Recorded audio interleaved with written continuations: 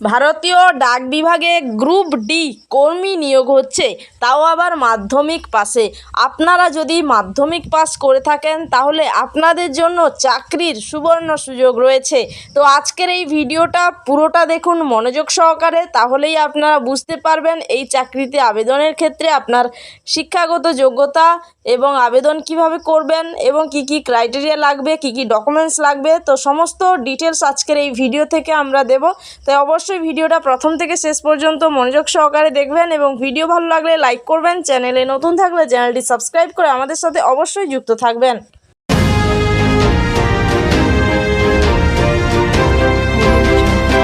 তো এই চাকরিতে আবেদনের ক্ষেত্রে শিক্ষাগত যোগ্যতা কি লাগবে?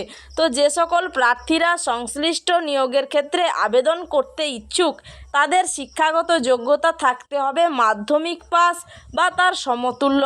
এছাড়াও যোগ্যতা অভিজ্ঞতা সম্পর্কে আরও বিস্তারিত জানতে অবশ্যই অফিসিয়াল নোটিফিকেশানটি আপনাদের দেখতে হবে। তো অফিসিয়াল নোটিফিকেশানটাও আমরা দেখে দেব। তো আপনারা যদি এই চাকরিতে আবেদন করতে চান তো সেক্ষেত্রে আগ্রহী প্রার্থীদের এক্ষেত্রে সর্বাধিক বয়স থাকতে হবে 27 বছর কিংবা তার নিচে, এবং এসসি এসটিরা 5 বছর এবং ওবিসিদের জন্য 3 বছরের বয়সের ছাড় দেওয়া হবে। তো আপনারা যারা এই সমস্ত চাকরিতে আবেদন করতে চান তো সেক্ষেত্রে আবেদন পদ্ধতি কি রয়েছে? তো আগ্রহী ও যোগ্য প্রার্থীদের এক্ষেত্রে আবেদন করতে হবে অফলাইনের মাধ্যমে, এবং অফলাইনে আবেদন করতে সর্বপ্রথম অফিসিয়াল নোটিশ থেকে আবেদনপত্রটি ডাউনলোড করে নিতে হবে।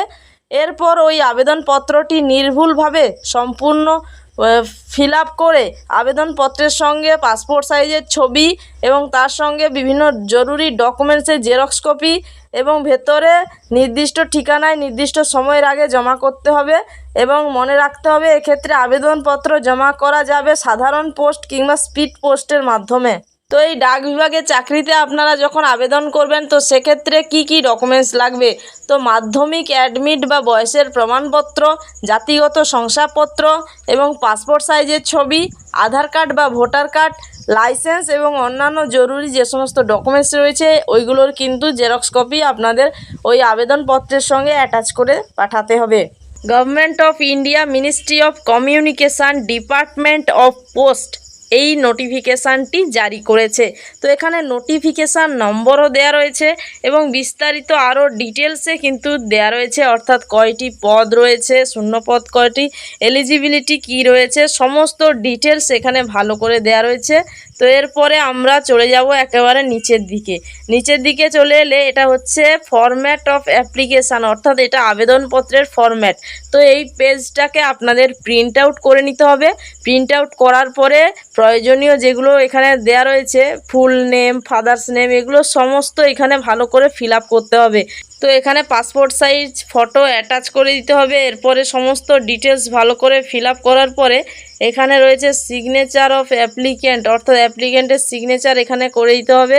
এরপরে এখানে আপনার সমস্ত ঠিকানা অ্যাড্রেস দেওয়ার পরে এই যে প্রিন্ট আউট করা কপিটা এটা আপনাদের পাঠাতে হবে এই অফিস যে ঠিকানা রয়েছে the manager, mail motor service, Bengaluru, এই যে পিন কোড নম্বরটি রয়েছে, অর্থাৎ এই যে ঠিকানাটি এখানে দেয়া রয়েছে এই ঠিকানায় এটা স্পিড পোস্টের মাধ্যমে পাঠাতে হবে। তারপরেই আপনাদের বিভিন্ন সিলেকশানের মাধ্যমে এটা কিন্তু আপনাদের সিলেকশান করা হবে, অর্থাৎ আপনার শিক্ষাগত যোগ্যতা এবং আপনাকে হয়তো ইন্টারভিউর জন্য ডাকা হতে পারে, এরপরে কিন্তু আপনার সিলেকশানটা হবে।